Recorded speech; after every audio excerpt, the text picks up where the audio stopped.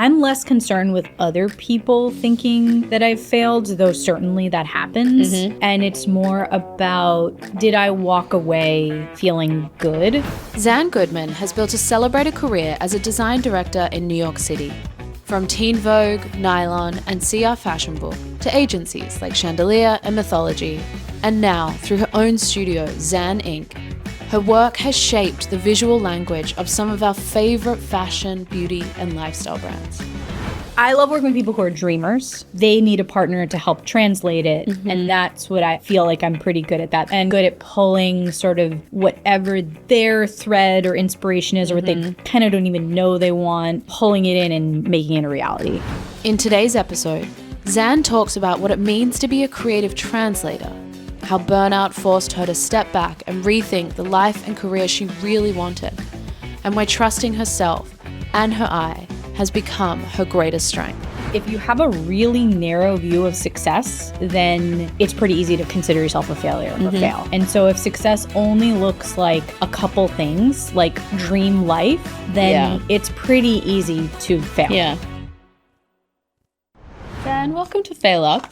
Thank you for having me, Alana. So welcome. Your first pod. My very first pod. How are you feeling? I'm ready. I was born ready, you know? She was born ready. I love to talk, so should be That's good. good. Thank God we're running late. So, Julia, when you get here, just take a seat, pull up a pew. Let's just give you a softball. How did we meet? We just start everyone with a little bit of grounding. So we met at Chandelier, which is still a creative agency, wonderful creative agency in New York that was founded by Richard Christensen in the 2000s. But yeah, we met, our paths crossed, I would say 2012. Yeah. I'm gonna go with 2012. Because good memory. I moved here in 2012. I think I started working there the summer of 2012. I started in 2010, so I was already been there, kind of around, and you were the new kid on the block. I was the new kid on the block. Yeah. When I started, you were art director? I think I was, yeah. Art director, okay. Yeah. And then Zan and I just put our heads down and clawed our way to the top together. Just really held on for dear life. We had a good run. Yeah. We did have a good run. Definitely. We both, I was an account director, you were art director, and we both worked there for a really long time. And worked our way up to then Zan. And also left and came back. That's both true. Of us, That was which I think is that was our strategic decision. I think that there's a lot of strength in leaving. Promotions are much easier when you leave and they want you to come back. It's so true. But then, we had a few really beautiful years together where I was the MD and Zan was design director. So we worked very, very closely together, kind of running that agency with Richard and Lauren, who was the CEO at the time. Yeah. What a time. Yeah. I've had a few Chandelier people on. It's been kind of fun, actually. It's been a fun reunion. A fun trip down memory lane. Yeah. You're also, I know you maybe hate this question. But she's also, we have to ask, because I remember you were the first, actually, no, that's not true. My friend Charlie, you were the second person I had met when I moved here that's actually from New York. It's, people don't realize this until they come here, but it's actually really rare to meet someone who's actually from here. It's so transient. And so I was always fascinated by that, of what it's like growing up in this city. I cannot even wrap my head around that. But you grew up in Soho, right? Didn't you? I remember that. On Green Street. Yep. I remember your parents had a loft on Green Street. Yeah. Because I remember walking down there one day and you're like, we grew up here. And I was like, oh my God, is she You're like, people live here? Is she a Vanderbilt millionaire? And then you explained to me the that irony Soho is, wasn't always Soho girl. No, it was artists who lived there. It was, cheap post-industrial lofts. It's like what Bushwick. Right. Well, I mean, not Bushwick, except they're cast iron buildings, so they're beautiful. But yeah, it was really, really cheap real estate. That's wild. I know. And so you grew up in a loft, right? Grew up in a loft, yeah. And my parents moved there in 1977. I came along later than that, but and we were there. What was it like growing up in Soho at that time? I mean, it was really different. It was really quiet. Although I have to say some pockets of Soho still feel quiet.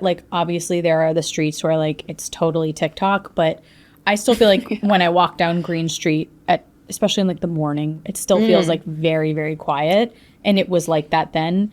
there were no stores. Like I remember that is wild to think. There were no stores. It was galleries. Right. There was one like Korean market kind of bodega at the end of our block.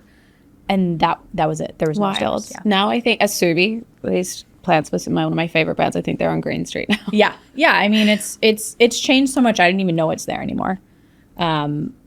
For a while, I think, and then I even think the quality of the stores changed because originally it was galleries. Then, like, I remember it was like Vivienne Westwood was downstairs, and like it was still kind of cool. And cool. And now it's like Subi. or even like Sonos. Do you know what I mean? That's like these stores where it's like it's not a store, it's a brand's retailer. Experience. Some sort of like flagship experience that's not actually meant to. You're not actually supposed to buy anything there. And were your parents artists? They were creatives, right? Yeah. And that's, I mean, like, they were designers. They were graphic designers? Yeah. Really? You didn't know that? I knew they were. I knew they were creatives. I thought they might have been artists. I didn't realize. That's right. They're both graphic designers. Yeah. I mean, they. Oh my god, amazing. Yeah, that's why. I mean, That's why I'm like. I joke that I'm a townie who like followed in their parents' footsteps. But she's like a circus folk. Yeah, I'm literally just like it's the family business, guys. You know. That's so good. Yeah, they did different things. My mom did more books. And she still does cookbooks? Yeah, she does the cookbooks. She's That's a cookbook right. I knew that. author and designer. That's right. And then my dad was more of a creative director, and he was in kind of like medical pharma, and now he's in like law and corporate cybersecurity. Yeah, still on the creative side. Yeah, both of them. Wow. Yeah, that's wild. Are they all on the Zan Inc payroll? Occasionally, sometimes I hire them. No, actually. I feel like we all have different strengths, and I feel like I can't do. I mean, I do some book design, but I can't do it like my mom. She's a pro, and then you're a pro at book design, so she must be really fucking good. Cookbooks are really hard. I'm doing one right now, and it's just so much information. It's a really hard. It's a lot of recipes. It really is. It's a mindset, and she has a different mind for it because she also cooks. Which right. I certainly don't. Is your sister also a creative? No, she's the outlier. She's the black sheep of the family. What does she do? She works in like progressive politics and like organizing. Good for her. Yeah, she offsets. You guys, she offsets in the best possible way. all the bad stuff we do. Okay, so they were obviously big inspirations for you. Yeah, to start your career. Yeah, they really were. I mean, like in some ways, they were my mentors because that's so nice. Lived this life that was like. Kind of bohemian. It's not, well, it's weird. It's not bohemian. It's almost like it's a creative life. It's like you have this, you make money. It works. You can have a family. It's like my dad wore a suit every day. He was like this kind of corporate creative director, but it's still creative. He's still using all these problem solving techniques. He's still working with illustrators and photographers and going on shoots. And they still do page layout. So I think a lot of creatives have this problem where they sort of have to like convince their families that like what they're doing is legitimate. And I never obviously had that problem. I think if I was like, guys, I really want to like be an accountant, they'd be like, all right. Like, I mean, they'd probably be thrilled, but I think they would have a harder time sort of connecting with that. But I think it was just so natural that and also I was I remember my dad had like the first Adobe Photoshop and like wow. So like I've been using these on the programs tools. For a long time. She's been on the tools for a while. That's my one real advantage, I would say. That's how you learn to read and write. Was like Adobe Photoshop. Yeah, and like the home computer was always Apple, and like I just learned that language really early. So oh my god, that's wild. Yeah, I kind of like because the early computers I had at my house was like the big thing that was in a room, and it was called the computer room. And I was one of 6 kids, so like everyone had like 5 minutes on the computer room, and you just played the whatever that card game was. Solitaire. Yeah. See, we never had solitaire, so when I would go to other people's house and they had the PC, I'd be like, break out the solitaire. But you had Photoshop. You're like, yeah. I was like taking photos of the cat. Yeah. And being like, let's collage this. Let's do something cool. So. But I love that because I think that kind of tension you're talking about is when people go into artistic careers but they haven't figured out the commercial side of it, and that's kind of the struggle. But for the fact that you had that from such a young age is so good. And I think it's also like or people think like, oh, I'm artistic, I'm creative, I guess I'll be an artist. Like they don't realize there are all these other kind of more interesting, or nuanced careers within that. Yeah. Or not more interesting, but also just more careers. Yeah, maybe sustainable. Yeah. This makes so much sense to me now because you are really business savvy. Yeah. You obviously have your own studio now, but you've always been so, and I think that's why we work so well together, right? Because we were really, really true partners. It wasn't like a handoff situation. Yeah. And this makes sense. Yeah. I now understand why. Remember, this is a side tangent, but remember when we were having to redo all the scopes on Chandelier? Yeah. There was a situation where like all the scopes were just getting like real messy. And I was like, we need to tighten these up. We need to have a standardized scope process. So like I led the charge with the account team and we were like, here's what it's going to be. And you were like, just give me the project. And it was so good. And you're like, let me. And you took it away and you actually gave it back, which was, meant to be quite from the business side. But actually you were looking at it through like, okay, what are the creatives actually? What do we actually want to be selling? How do we want to structure it? I'll never forget that. I remember going to the account team and be like, our esteemed design director has redone our scope process and this is what it's going to look like. I think about this a lot with my studio. I think that process is super important and there is an art to process. It's not just like, and I think a painter would tell you that. I think any creative would tell you that like there's a process to how creativity works. And you have to, if you want to be successful and also produce good stuff, you have to just lean into your process. Like, and for me, that's the beauty of having my own studios. I get to build my own process, but I work with plenty of other people and plenty of other studios and they all have their own processes. And it's always cool to learn other people's processes too. I love that.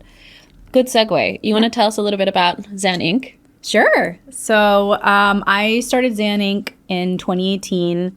And I really missed designing. I had been the design director at Chandelier, and I had freelanced at all these other places, but I just felt like I wasn't designing anymore. I was managing people. I was presenting work. I was writing scopes, apparently. I'd forgotten that. And I just was like, I really miss getting my hands dirty, and I wanted to make my own process and pick clients that I kind of wanted, pick my own mix of clients. So I started the studio, but I kind of like took all that I learned with me. And when you start your own thing, you really have to figure out what your point of view is and why people would come to you and not a bigger studio or another, kind of smaller studio. So my point of differentiation was I kind of felt like I had this real kind of storytelling editorial lens. Definitely. So that was really, and then obviously I feel like I have a kind of unique visual style. So there's that too. Yeah. But that's kind of why I started it. Very cool. What are some of the clients that you work with? Let's see. I do a lot of beauty, packaging. I work with my very dear friend Sophie Pavitt-Face. That's why my skin is glowing. Also, we had last week. We had a really great producer helping on this show, who's not here this week, and I have fallen apart. Just a shout out for her. But she was looking up all the guests, right, when we were like organizing everything, and she came to you and she was looking up your bio, and she was just lost it. She was like, oh my God, she works with Sophie Pavitt. And I mean, she said it's huge. And she's Gen Z. And she said that it's amongst the Gen Zers. They love her. They're obsessed.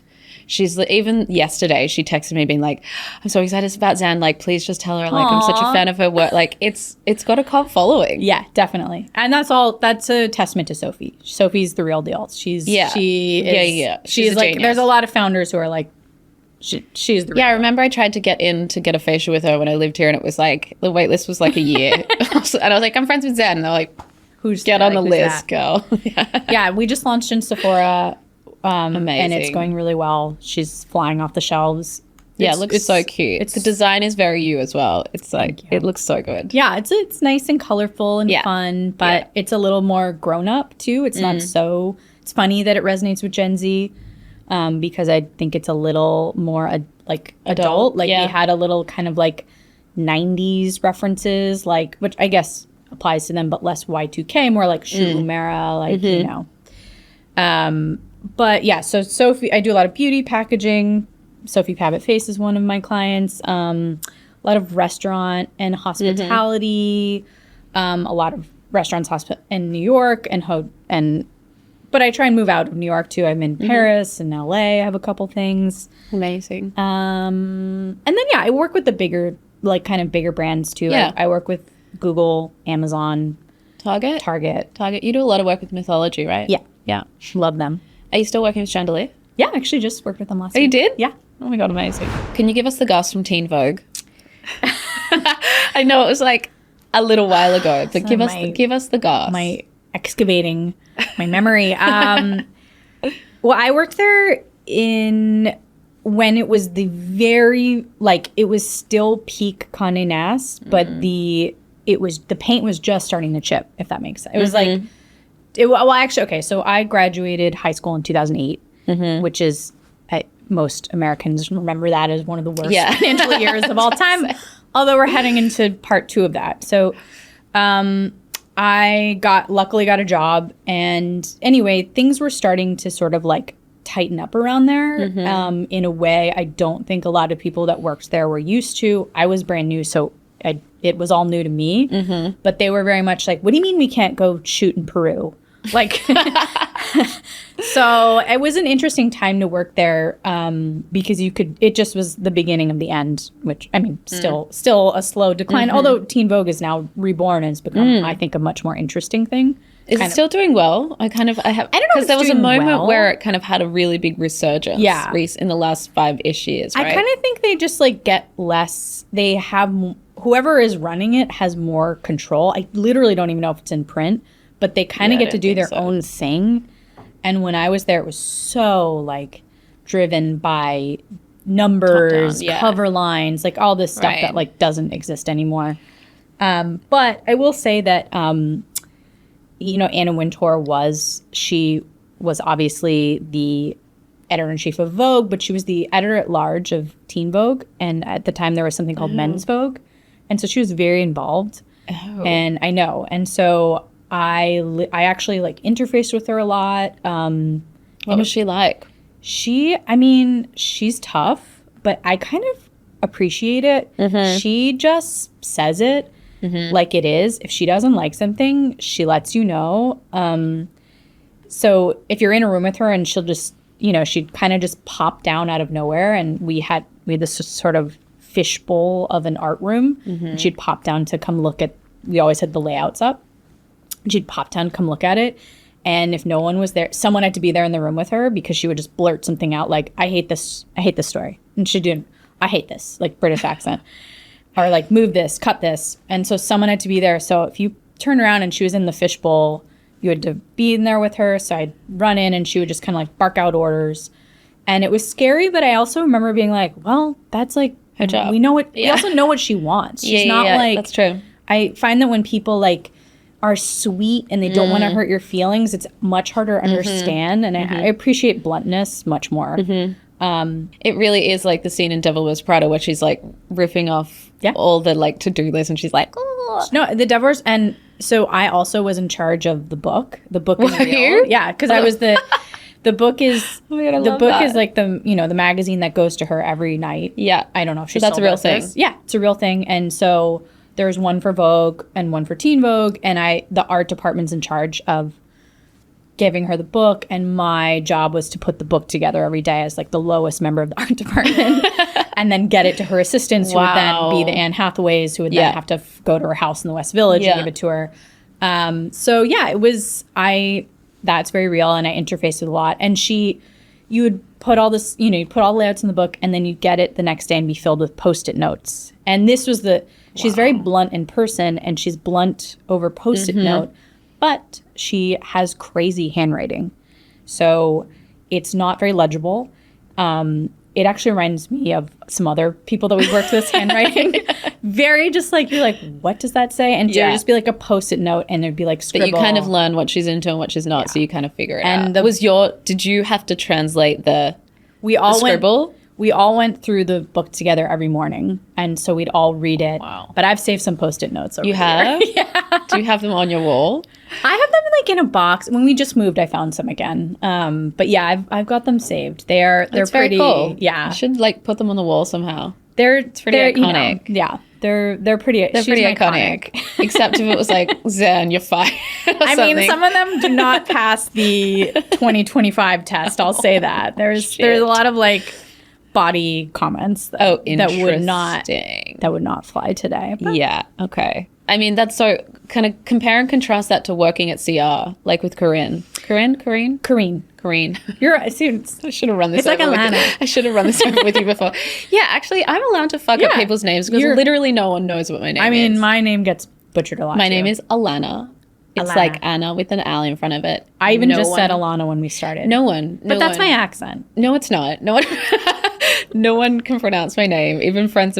I've been friends with for 30 years, so like I'm allowed to fuck up everyone else's names. Yeah, exactly. Yeah, I don't get offended. People mess up my name all the time. How did they mess up Zan? I get Zane or Zan, or people are like, oh, I thought you were gonna be a guy. You always used to get letters that were like Mr. Zan. So I still do. Mr. Zan. Hi, Mr. Zan. Yeah. When I stayed at Chateau, and they give you this personalized stationery, and they're like, Mr. Zan Goodman in residence. So good. Also in my box of tchotchkes with the Post-it. I gotta see this box. We'll have to send us some photos to put in the pod. Yeah. What was she like to work for? Like, how did she compare to Anna? This was also when I worked with Corinne. It was 2018. Yeah, you were older and wiser. And I was older and wiser, and the industry had completely changed. Yeah. So there was, and CR was much more independently published than Teen Vogue, which was a Condé Nast, a big publication. Do you want to also just quickly, explain, just in case there's people that don't know what this is? CR Fashion Book is Corinne was the editor-in-chief of French Vogue for many years, and she left to start her own magazine, and it was much more experimental, and it was just like a big, fun, glossy fashion magazine. But by the time I worked there, and I also don't know if these are in print anymore either. Like it was much more like the budgets were smaller. I mean, no one was shooting in Peru. Yeah. They were like, wait, we can't in 2008. Now we're shooting in Pennsylvania. Yeah, no, we were shooting in Penn Station. Penn Station's probably incredibly expensive to shoot at, actually. No, I know. And actually, I think there's something to be said for creativity with less of a budget. And also, Corinne they had to work with a lot of kind of like, it was a different roster of photographers. It was like not these like big photographers that were on contract. So it was like much more younger, like global. That's cool. Yeah. So it was really cool. Corinne is awesome. She's totally funny and cool and smart. Nothing but good things to say about her. Amazing. Yeah. Because you redesigned the covers, right? I kind of remember. This is the one that was like a hologram? Yeah. I remember this. So this is funny.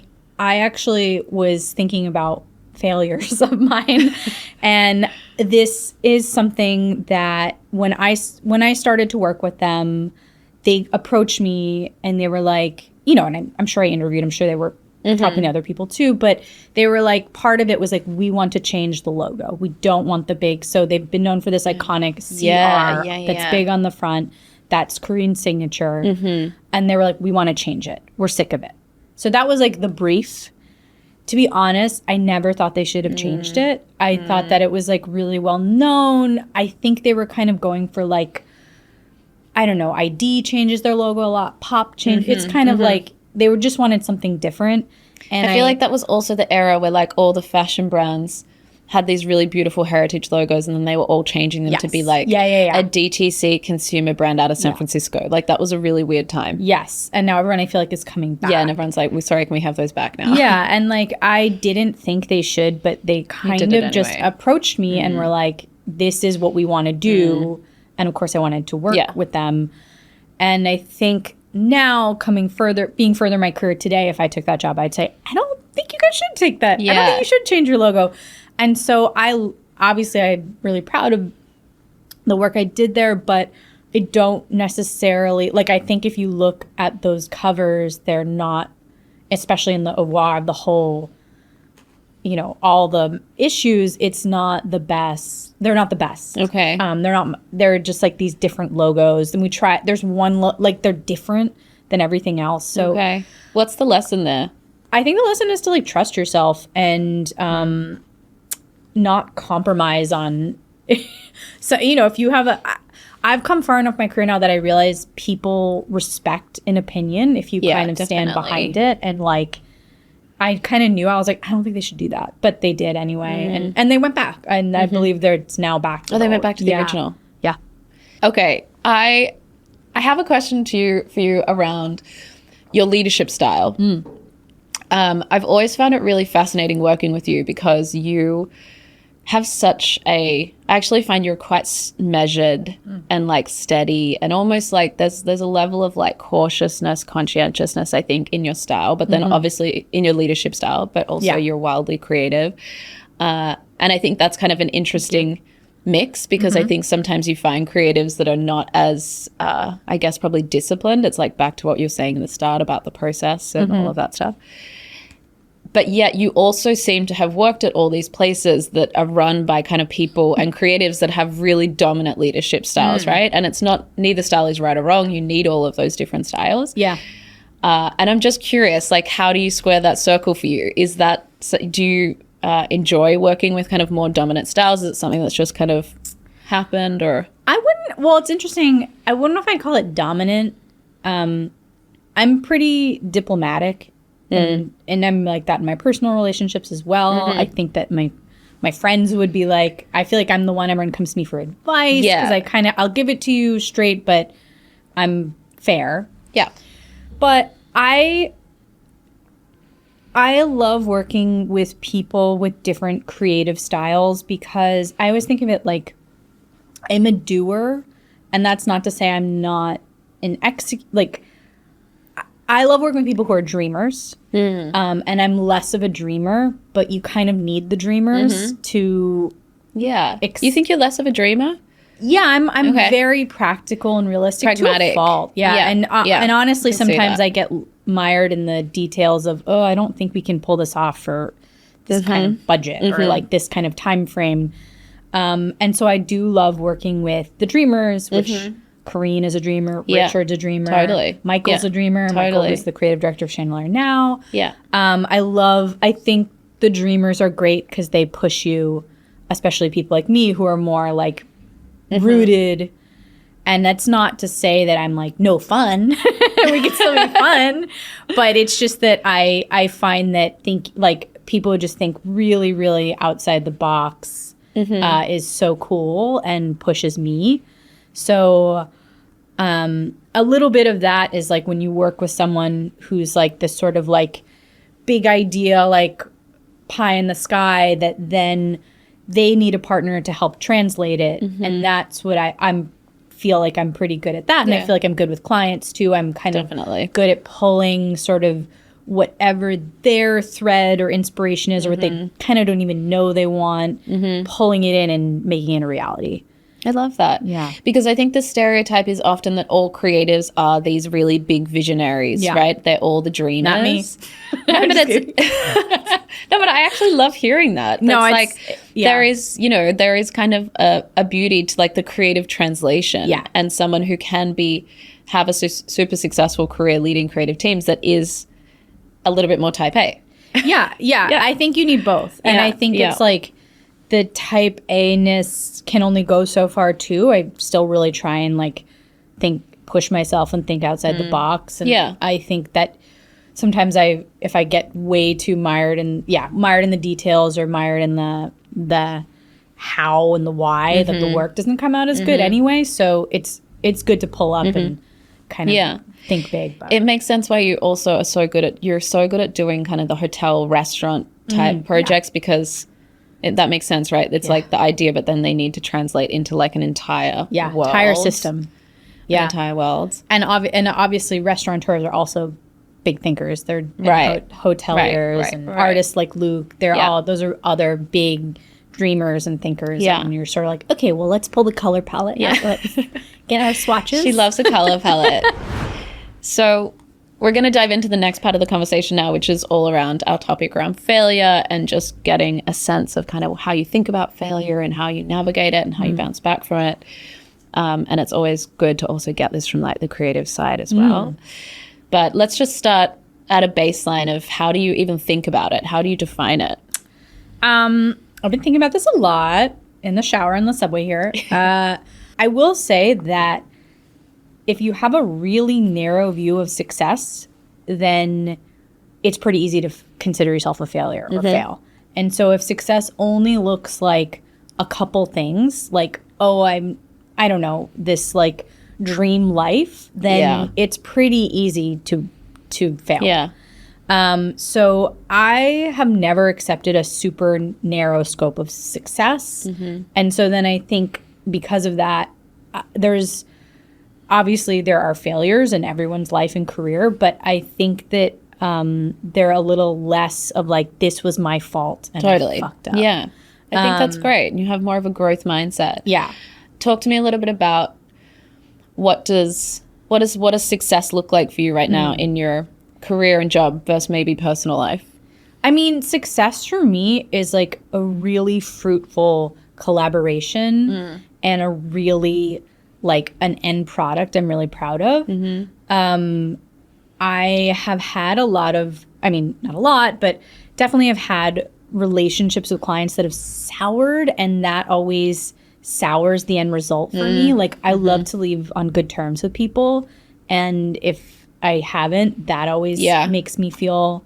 So the failure would be a relationship breakdown as opposed to the work for you. Yeah. That's interesting. And then also conversely, I think that if the work has been really compromised, if it's strayed really far from sort of the creative vision or the original inspiration, or there were so many last minute changes to it. That'll happen. Which happens a lot. That always feels like a miss for me too. But yeah, so I think of it more as like, what does that end product feel like? Yeah. And that's kind of where, and especially if you get to you get to see it and interact with it. This is okay. So, a question for you, and we talked about also like the commercial side of your work. So, if you got to an end of a project and creatively you thought it was amazing, you're like, this is my best work. This logo looks amazing. The brand looks amazing. But the client's not happy with it. The client doesn't run it, for whatever reason. Do you consider that a success? You're like, that would never happen. To be honest, I don't think that's happened, because I think when I nail it, the client, they're happy. Yeah. Okay. Because when I'm like, I nailed it, it's not just because I like it. I nailed it because it works. Yeah. It's on brief, and like, I think that's part of the feeling of nailing it. Yes, there have been compromises. Yes, people change things after. That's my biggest. I'm like, oh, they changed it. Something changed. But like after you've released things. Yeah. That's always a tough pill to swallow. Yeah. But that happens. Yeah. How do you deal with that when it happens? Well, ultimately you have to let go, because unless you are sitting there touching every single file that gets released, and I work with big corporations or small restaurants that they can't pay me to do every single file. That's going to happen, and you have to just be okay with that. You just put the parameters in place and hope for the best, but it happens. You just have to be able to let it go. Yeah. Let your babies go. Advice. Yeah. That's good advice. Yeah. Yeah. And maybe not have such a concrete view of what the final has to look like, right? Because you're creating like a world and a universe for them, as opposed to like all the tiny little things. And then back to just like, if a client's like, I'm like, oh, I love this, I think I nailed it, and they're like, nope. Usually if there's such a kind of conceptual disconnect, I kind of feel, I've done this before, I feel like I'm not the right partner. Right. And if I'm like, we're missing some sort of building block here, we're on completely different wavelengths, I don't know why, I've walked away from projects. Really? Yeah. Because it's like, I just think I can't deliver what they want. Yeah. And like, I don't want to waste their time and their money. I don't want to waste my time. I don't want to lose money. So that's kind of, and there's strength and power in that, and also like knowing it's getting further along in your career and knowing you can do that. Are you walking away? Have you ever walked away like after you've signed with them, or this is walking away you have? Yeah. How do you now, is there any lessons in that helps you kind of filter that out at the beginning? Yeah, I think you kind of know. Honestly, I think you have an instinct comes back to what you said at the start. You have to trust your instinct, right? Like trust yourself if it doesn't feel right. Yeah. And it's hard when you're chasing the cash, but it ends up backfiring. It always backfires. Yeah. And I think that compromising your values or compromising, that's when I truly am like, ooh, I failed. I fucked up. That's when I can really say, I did that for the cash. I didn't do it. I knew it wasn't right. I knew it wasn't the right fit. I knew it wasn't the right project. I knew I couldn't get it done in time. They needed it. This happens all the time. People are like, we need this in 2 months. We need a rebrand in 2 months. And I'm like, even if I started right now, I couldn't do it. It takes time. It's a process. Yeah. So, but I love what you said around it's, when your values are out of alignment. That's come up a lot, actually, with a lot of people. I think as you get older and more senior in your career, I think those things start to matter more around like values alignment. Then it becomes less about like a task failure, more about a moral failing and like misalignment of your integrity. And that becomes kind of very, very valuable for people. Yeah.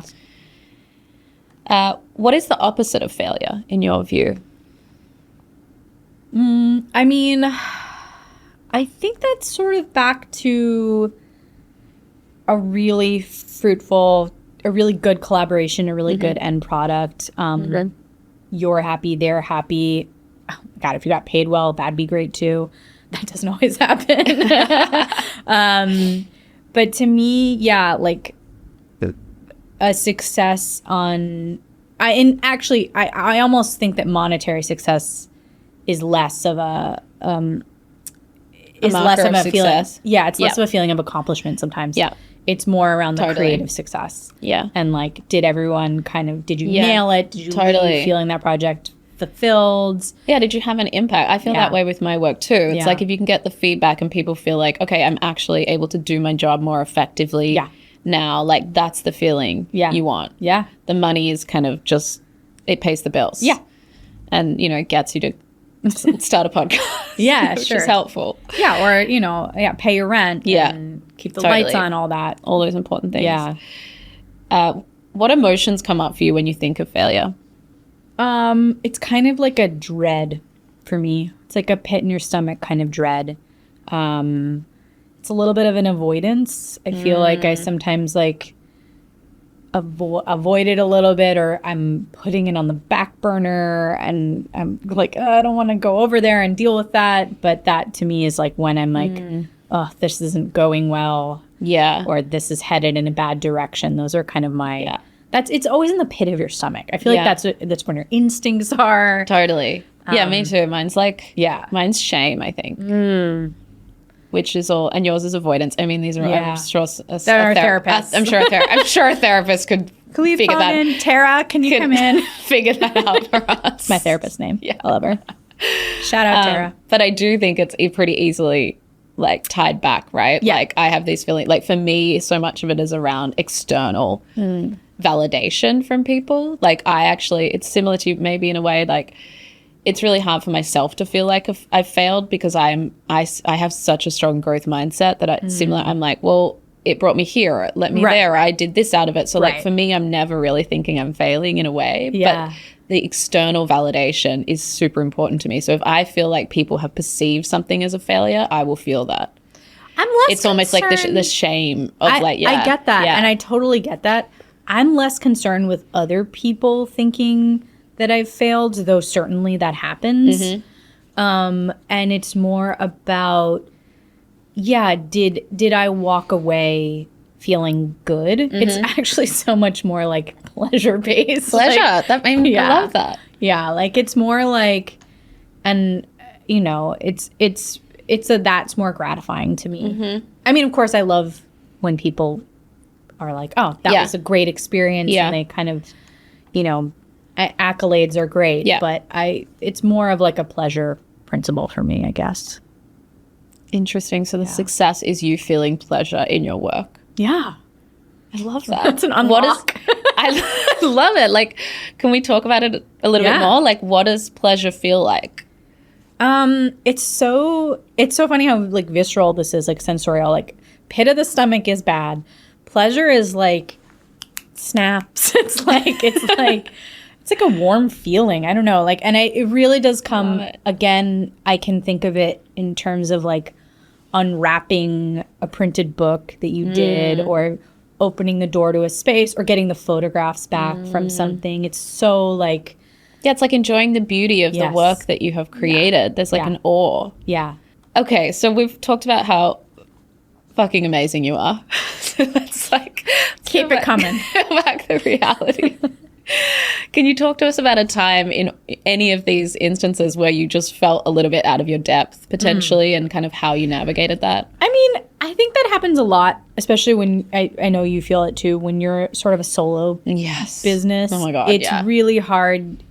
I don't really I try not to have imposter syndrome, quote unquote, but like, I think that when you work by yourself a lot, it's very easy to be in your head and just be like, I wish I could just bounce some ideas off someone, or have someone validate me that call sucked, or or that just like you're doing a good job. Or that you crushed that. So it's really, I think that's hard. I don't really, I mean, I feel like it happens all the time. I find that sometimes I'm in circumstances where I'm sort of like solo, and I'm working with teams, and there are a lot of them, multiple teams even, and just one of me, and that can be hard because I feel like it's a numbers game, even like just like you're outnumbered, and I'm like, I can't do this, and those are times that I wish that I had a bigger, I wish that I worked with a bigger team and had more people on my side. But that's me too. It's how do you, in those moments, how do you find the confidence to just keep going?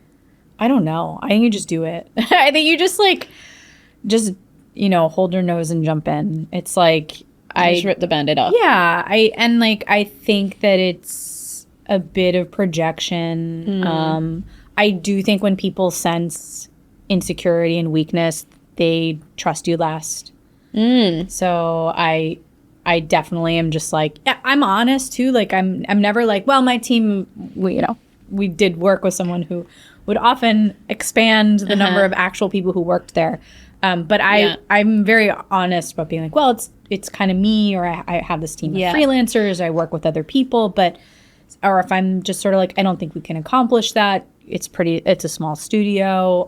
If you do, you're honest. I remember you gave me advice about this a long time ago. I don't know if you remember this, but like, I remember you gave me advice on something that I was doing and said like, don't. And I had written it in a way that seemed like there was more people, and you were like, it's just you, dude. Just be honest. It's just you, and be, because I be think more upfront about that. Because I think people appreciate that. And then if they find out that there's not a team of 10 people there, and it is just you, then they're going to be annoyed. Exactly. And not trust you. So I think it's just better to be upfront about it. Yeah. But I do think that being kind of being insecure, people just can tell and jump on that's that. kind of interesting. So you almost, there's a projection of confidence that then makes them trust you more, so then that builds your confidence. It's a little bit like fake it till you make it, and it'll come back around. Totally. Fake it till you make it, but also not so fake that you can't back that up. Fake it till you make it, but with in a credible way honesty. when you know what you're doing, for sure. Oh, okay. I'm really curious about this question. I've asked a lot of the creatives that have come on is, what role do you think failure plays in the creative process? I mean, huge role. Yeah, talk to me a little bit about that. You have to try everything and see what sticks. I mean, it's just even from logos, art direction, like you just have to try it. And I find that it's a problem of a lot of younger designers I work with. They'll be like, I'll kind of like give some feedback and have them try something. They'll be like, I don't think that's going to work because of this. And I'm just like, did you try it? Did you show me? Like, I can't just trust, like, and who knows? Like, you can have this great idea in your head. Like, oh, I know it's going to look like this. And then you try it and you're like, this looks like shit. Yeah. So you have to try it, fail it. And like, I don't even know if that's failure, but it's like, it's not working. Yeah, experimentation. Experimentation. But yeah, it could be failed ideas that then kind of spark something else. Yeah. A couple of weeks ago, I read a really amazing Substack from this executive creative director. She is partners at this agency called Shape Agency. They do really good work. Okay. And she wrote a Substack about failure in the creative process. And I don't want to like I'm going to paraphrase. She's listening. But her general takeaway, as I understood it, was that failure is a really important part of the creative process, but we can't really fail in this economy, right? Like clients are expecting things to be churned out faster, less time, all the things. So, in a previous world where you might have sat down and worked through 10 iterations of something and, had gone through that kind of quote unquote failure experimentation process, she's like, now you just have to try and get to the idea that you kind of know that they want like as quickly as possible. And I thought that was fascinating. So like, does your relationship with it change with kind of with the economic environment we're in? Yes, but I don't agree that you just have to do that. I think there's a fine balance. I think there's I went for an interview once at Pentagram, and I interviewed with a partner who should not be named. And I went in, first of all, I remember I did not get this job. Okay. Failure. I went in, and also first they made me wait for like an hour and a half. And I remember being like, that is so fucking rude. Yeah, it's a long time. Anyway. I say this as my next guest is outside of the lobby. Totally. Well, it's not Might be an hour and a half. Well, yeah. And also like, it's not an interview. Yeah. But anyway, that's bad form. They were in this kind of experimentation failure phase, and they were doing ice cream. It was ice cream cartons. I don't know what the brand was. I don't remember. It was not a brand that I knew at the time, and I can't remember what it was.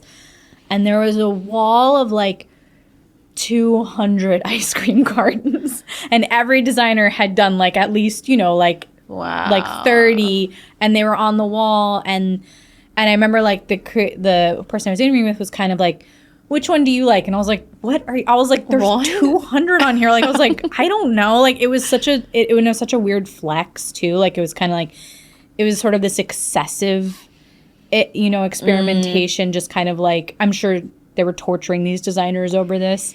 And I was like, and like oh my no God. Constraints. Yeah. Like, I also think that, this is something I think kind of intrinsically taught me, that sometimes creativity does thrive on constraints. Oh, definitely. It's like people think like you want to give people like give them the blue sky, and actually that's not helpful a lot of the time. No. Constraints are great. Give the constraints and allow people to kind of work into them. Yeah.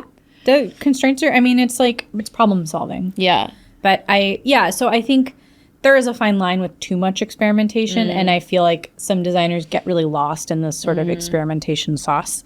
But the reverse of that is sort of like, you have 2 weeks to figure it out, and 2 weeks is actually, I can do it in 2 weeks, but that's 2 weeks is the shortest amount of time you can figure anything out, I feel like.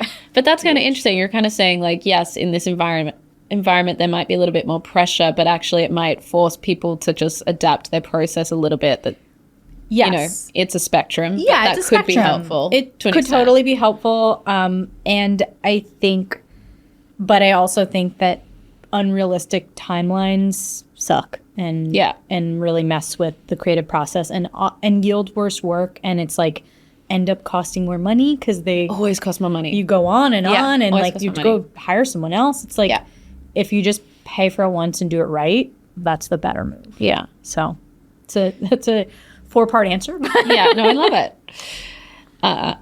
Okay, one of my biggest questions for you is really just talking about, and I have a few questions around this, but talking about your shift from your editorial and agency life into doing your own thing. And obviously that was like a very big move in your life. And I was kind of there with you around that time. I think we have some shared experience. But talk to us about kind of the moment you decided to do that. And it might not have been one day, but like what was going on with you at that time? So I was super burnt out. I was at Chandelier, and we had been, by we, I mean the collective agency, but I had built this team. It was a lot of people by the end. It was like 10 people. It was a lot of managing. On your design team. Yeah, on the design team. Managing people. We were really going out trying to get these big branding projects. We were pitching, failing, taking a lot of meetings. And to our credit, like we really were trying. And I remember we finally kind of landed this big design branding project, and I thought, oh, this is great. This is it. of course, it was for a casino in Macau, but it was a really cool, big project, just like everything, like, you know, like logo all the way, because it was a hotel, there was all these different components to it. It was a real system, and it ended up turning into a really kind of toxic situation for multiple reasons. I mean, we had internal conflict, we had external conflict with the client.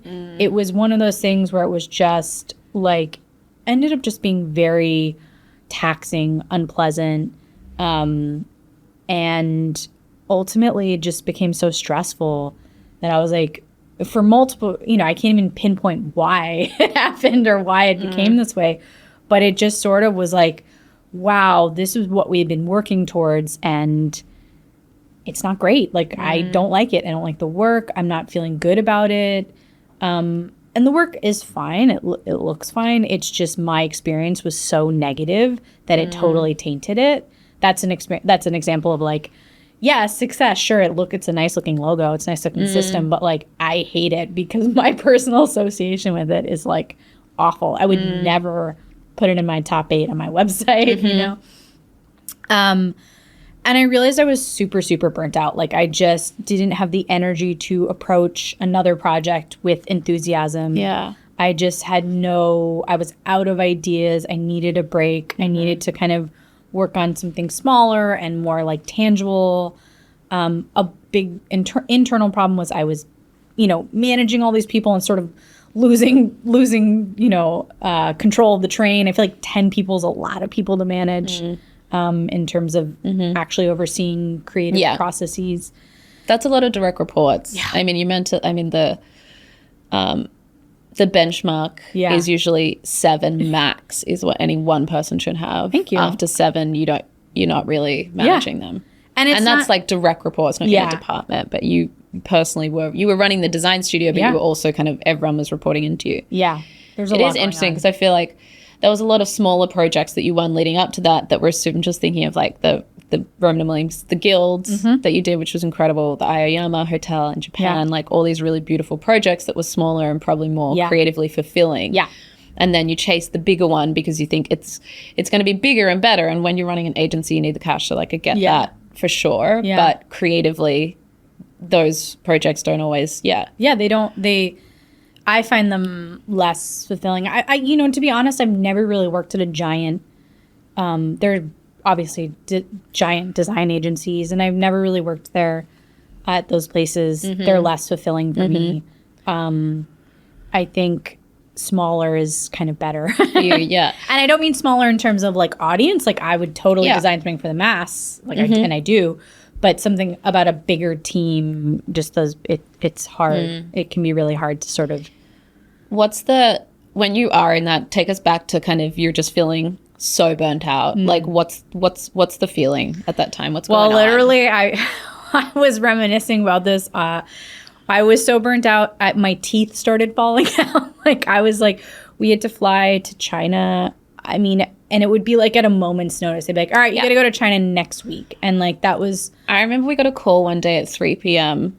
and then we had to leave the next morning or that night or something. It was crazy. Because I remember there was one moment I had like a really good friend's birthday. Yeah. And they were just like, you guys are going to be in Hong Kong like tomorrow. Yeah. And I think it's funny. I think that is I know that's not everyone's feeling, but my feeling is missing a dear friend's birthday is a failure. And it's obviously like, sure, it happens once in a while. But like, if you're kind of consistently failing the people in your life like that, especially now as a mom, I think about it, that for me is a non-negotiable. I don't want to do it. That's not everyone, but that's me. No, this is a really good conversation. We've had this in different ways on the podcast, like this idea, what we're hinting at is work-life balance. Yeah. And how do we, obviously it's changed a lot even since this example to now, kind of that hustle culture has gone away a little bit, which is good. But how does one balance that in their career, right? Because on one hand, when you're building your career and you want to say yes to all the things, you know, and it was also the flip side is that project was an incredible opportunity for many different reasons. And you and I were spearheading that, and that was, you know, we both learned a lot during that time, etc. how do you balance that, and knowing that if you want to drive forward in your career, you're going to have to make sacrifices with you want to be a good friend, you want to be a good mom, you want to be a good partner. Like, how do you balance it? I mean, I think it's really hard. I think it's just, you just have to, like, you have to just make it work in any way that you can. I mean, and I think that part of why I left was like, oh, I can make my own schedule and do my own, like, having this flexibility of starting your own studio means you can have your own schedule. But I guess, like, how do people know when they've tipped the scale? I don't know. I think it's hard. And I think some people like don't. Yeah. How did you know? Again, it's a gut instinct. It's just like what really happened, though, if I'm being totally honest, is that I met my husband. I started dating Chris. And I feel like there was this kind of like shift where I was like, wait a minute, what am I doing? Like, why am I? And when we first met, like, I was always like, I gotta go to China tomorrow. And he was like, what? Like, and we talk about this a lot. Because he also, when I first met him, he was working in nightclubs, actually.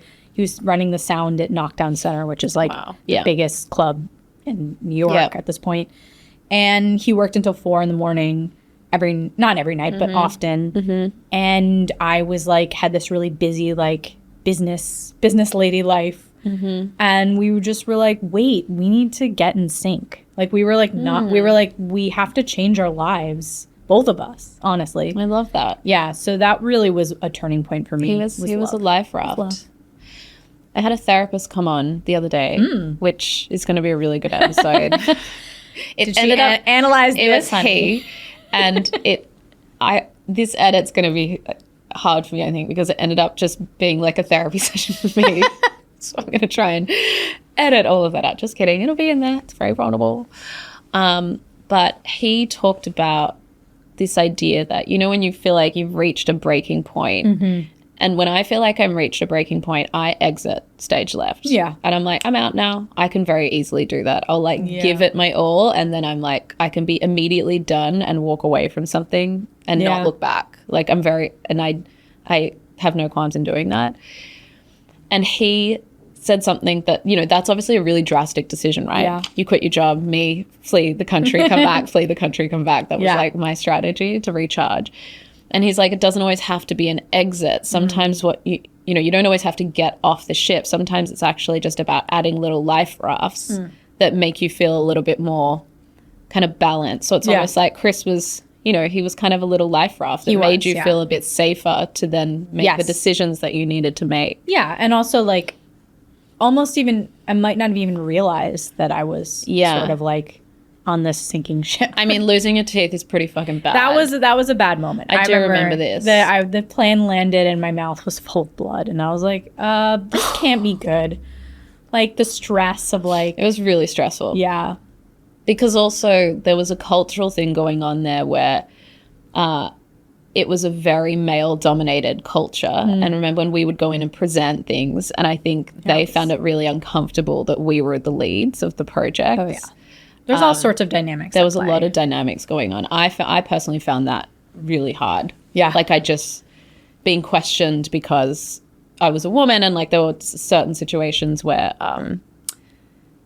like, I was leading a certain conversation and they were like, they had to have, like, a man on the phone to counter, to, like, validate what I was saying. And I was like, oh my God, that was hard. Yeah, it's pretty crazy.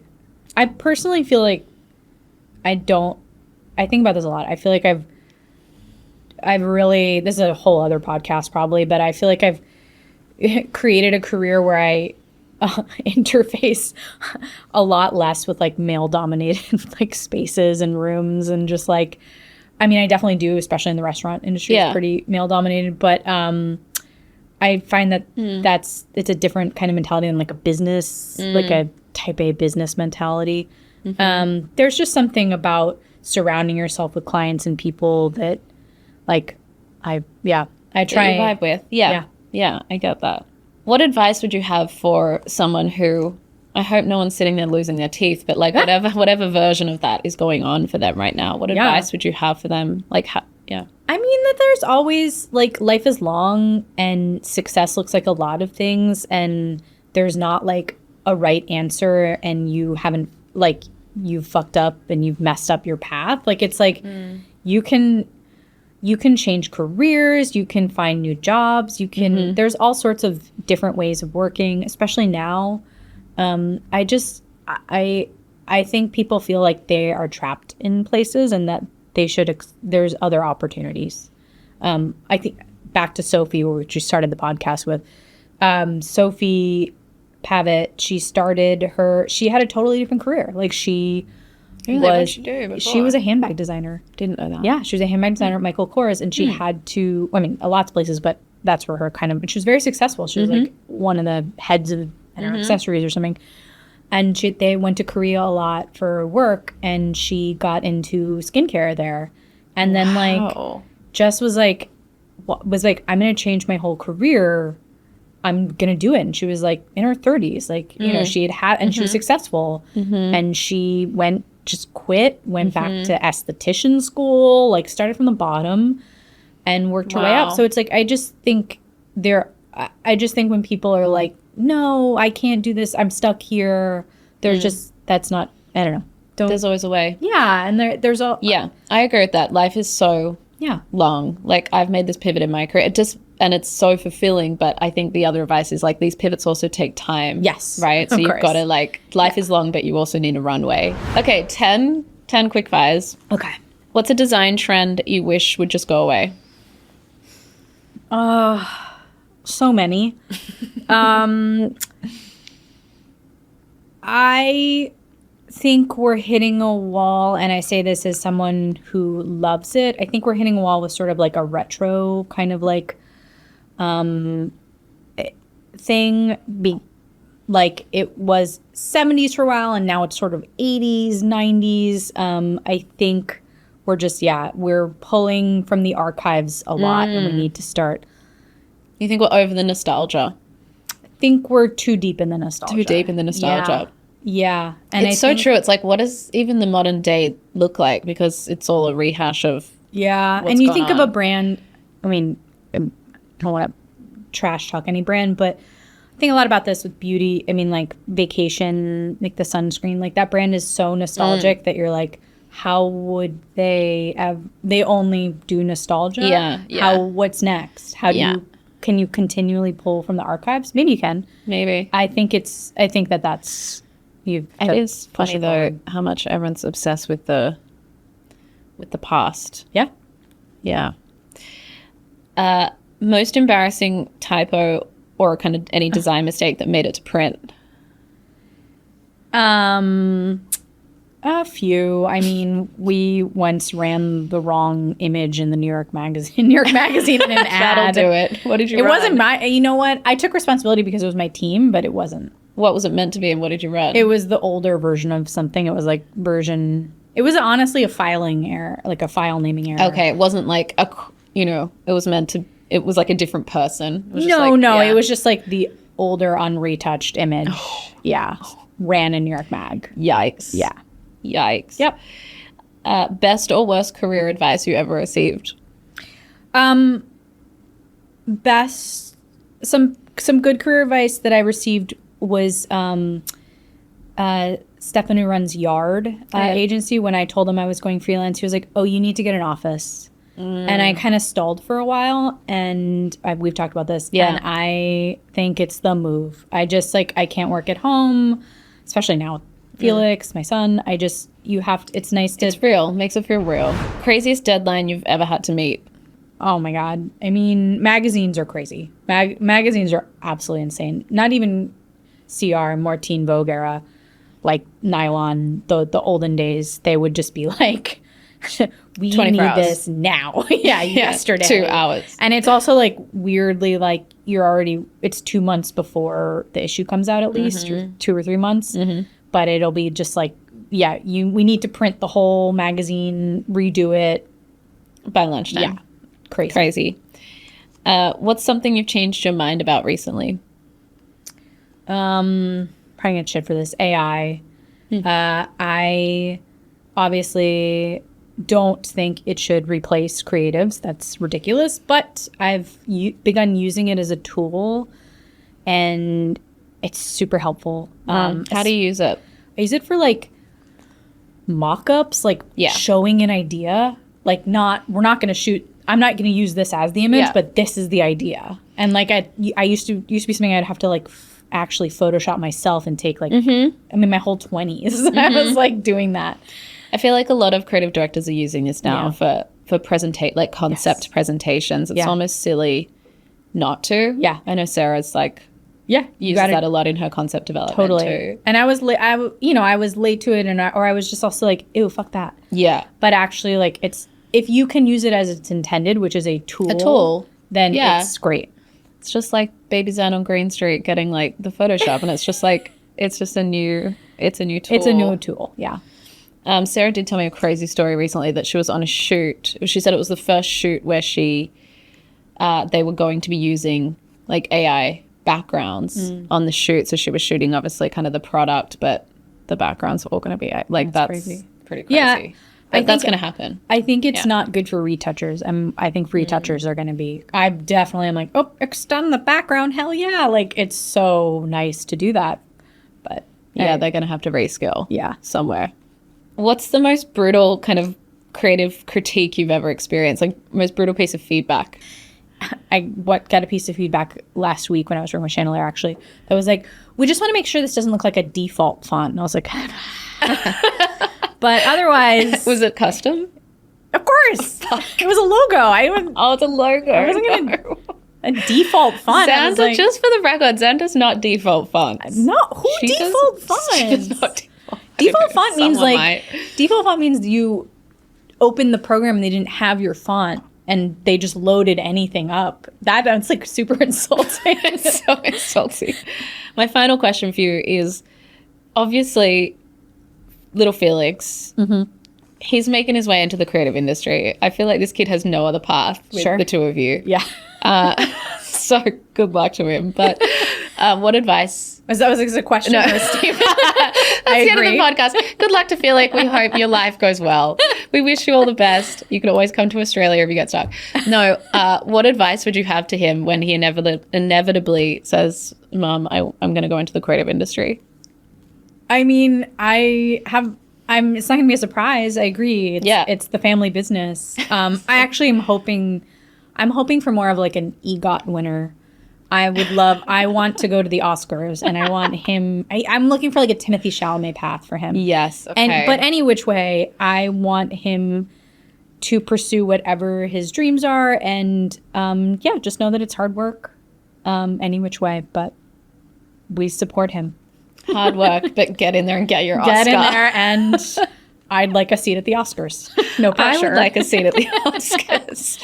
Can I be your plus one? Yes. It's going to be a long list of people on that list, but I'll make my way out there. Yeah. I think about it every time he pulls my hair as I'm trying to get him to bed. I'm like, good night, Timothy. Good night, Timothy. Zan, thank you so much. Thank you for having me. So I don't feel fun. like I looked in the camera once, but thank you so much for having me, Lana. It was so fun. Thank you. If you enjoyed this episode, please follow Fail Up wherever you binge your podcasts. And while you're there, I'd be unbelievably grateful if you could please leave us a review and a 5-star rating. It's truly the only way an independent podcast like this gets discovered. Fail Up is a Amelia Faturi production. I'm your host, Alana Lynch. The show is created and produced by me, edited by Hussein Kazar and Asad Ahmad, with graphics by Gavin Lakanalal. Special thanks to Madeline Reynolds.